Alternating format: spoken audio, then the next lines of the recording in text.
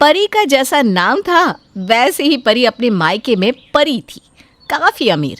इसलिए वो अपना कोई काम नहीं करती और नौकरों पर ही डिपेंड रहती।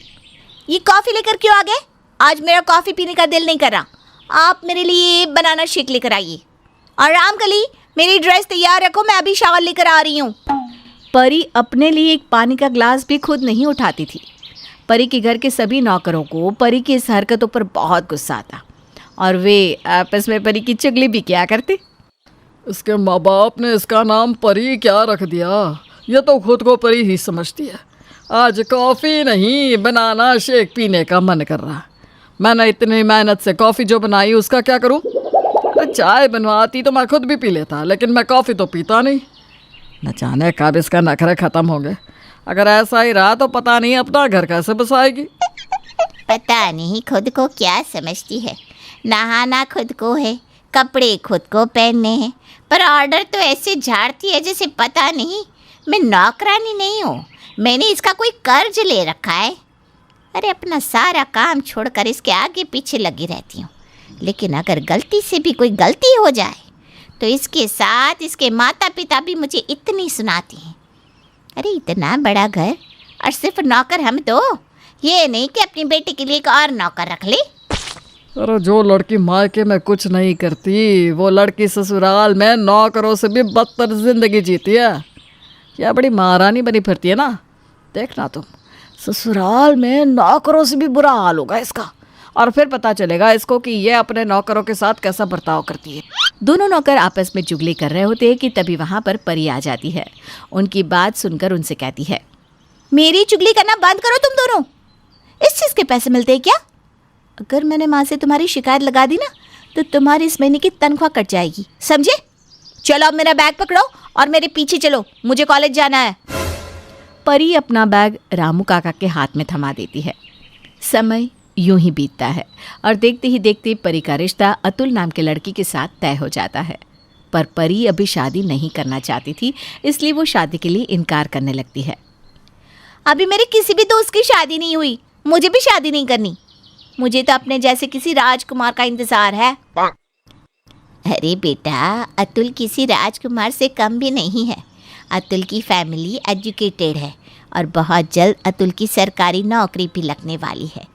ये लोग तो हमसे भी ज़्यादा अमीर हैं।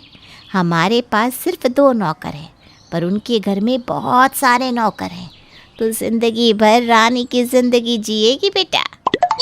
जब परी को पता चलता है कि अतुल तो उससे भी ज़्यादा अमीर है और वो राजकुमारी बनकर अपने ससुराल में रहेगी, तो वो भी इस रिश्ते के लिए हाँ कर देती है।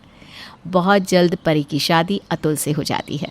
शादी के बाद परी की ज़िंदगी में सब कुछ अच्छा चल रहा था, पर अफसोस अतुल की सरकारी नौकरी नहीं लग पाती, जिस वजह से अतुल की फैमिली अतुल को खरी खोटी सुनाने लगती है। मेरे सारे बच्चे कामयाब हो गए, पर इस लड़के पर इतना पैसा खर्च करने के बाद भी यह लड़का कामयाब नहीं हुआ। इससे तो अच्छा मैं किसी नौकर पर इतने पैसे खर्च देती। अरे वो जिंदगी भर मेरी सेवा तो करता। पता नहीं कौन सी घड़ी में ये पैदा हो गया। माँ, नौकरी तो नौकरी होती है ना, और मैं खाली तो नहीं बैठ रहा। सरकारी ना से ही प्राइवेट नौकरी ढूंढ तो रहा हूँ मैं।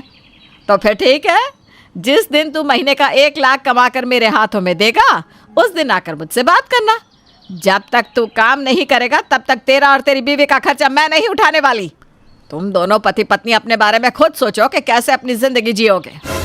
अर्चना अतुल से इतनी ज़्यादा नाराज़ होती है कि वह अतुल के साथ बेगानों की तरह बर्ताव करती है। साथ ही साथ वो परी को भी कुछ नहीं समझती।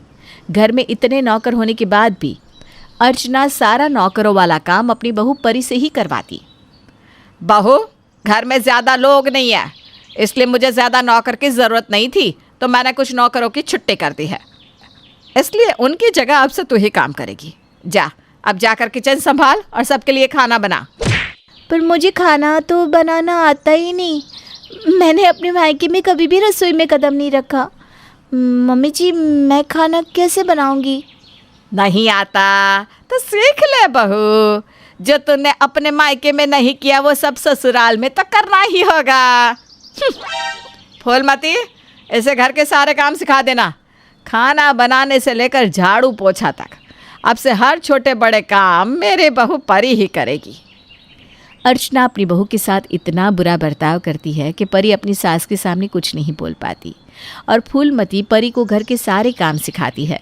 जिस परी ने कभी अपने लिए एक पानी का ग्लास भी खुद नहीं निकाला था और सबके गंदे कपड़े भी धोती। बहू, काम पर सही से ध्यान क्यों नहीं लगाती? देख, मेरे कमरे में मेरे कपड़े रखे हैं, उन्हें धो दे और धोने के बाद बाजार चली जाना। कल से फूलमती भी काम पर नहीं आएगी, तो अब से मार्केट से सारा सामान भी तुम्हें ही लाना होगा।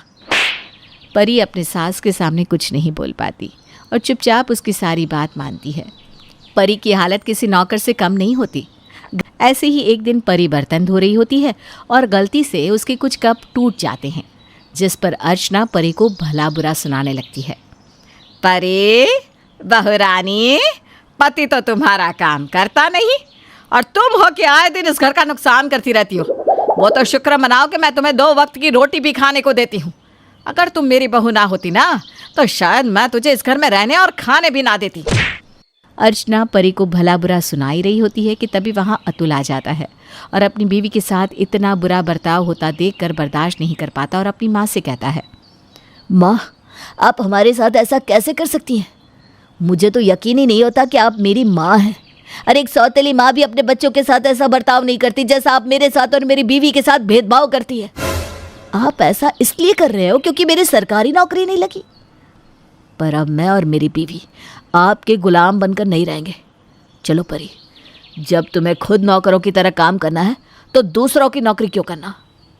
अरे तो ले जाना, क्यों सांप की तरह हमारे घर पर छाता सराय बैठा है और क्यों हमारे सीने पर मूंग दर रहा है? अगर तुझे अपनी बीवी और खुद की इज्जत की इतनी पड़ी होती ना, तो तू सरकारी नौकरी करता, ना कि प्राइवेट नौकरी के पीछे इस तरह दर दर की ठोकरें खा रहा होता। माँ, आपके तो सारे बच्चों की सरकारी नौकरी लगी है ना। वो चाहते तो मुझे नौकरी लगवा सकते थे, उन्होंने मेरी मदद नहीं करी।